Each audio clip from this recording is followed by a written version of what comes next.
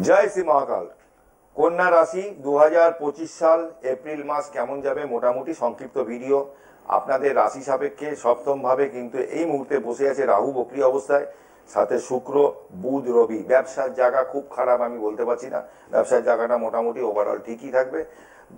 শনি কিন্তু 29শে মার্চ আপনাদের সপ্তম ভাবে যখন যাবে, আপনার স্ত্রীর হেলথ নিয়ে কিছু সমস্যা, বা যদি তার কোনো মেয়ের থাকে তার স্বামীর হেলথ নিয়ে সমস্যা, এগুলো হয়তো দেখা দিতে পারে। ওভারঅল ব্যবসার জায়গা খুব খারাপ নয়। সপ্তম ভাবটা ঠিকই আছে, যেখানে বুধ এবং রবি এক জায়গায় বসে আছে, একটা বুধাদিত্য যোগ সৃষ্টি করে দিয়েছে। আচ্ছা, সপ্তম, অষ্টম, নবম, দশম।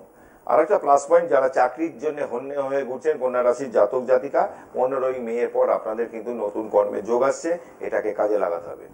মিথুন রাশিতে যেই বৃহস্পতি ঢুকবে, আপনার কর্মের যোগ কিন্তু একটা দারুণ ভাবে আসবে। বা যারা বদলি হতে চাইছেন, পাচ্ছেন না, সেই জায়গাটা হতে পারে, ট্রান্সফার হয়ে গেল। এবার কেউ হয়তো আপনার প্রমোশনের জন্য অনেকদিন ধরে তদবির করছেন, হচ্ছে না, সেই জায়গাটাও খুলে গেল। অতএব ওভারঅল খুব খারাপ নয় কন্যা লগ্ন, কন্যা রাশি জাতক জাতিকাদের জন্য। ভালো থাকবেন, নিয়মিত পুজো পাঠের মধ্যে থাকুন, আর একটু ভগবান শিবের পুজো করুন, হনুমানজির পুজো করুন, এগুলো করুন। মা তারার পুজো করতে পারবেন, যেগুলো করুন। ভালো থাকবেন। জয় মা তারা, জয় জয় তারা।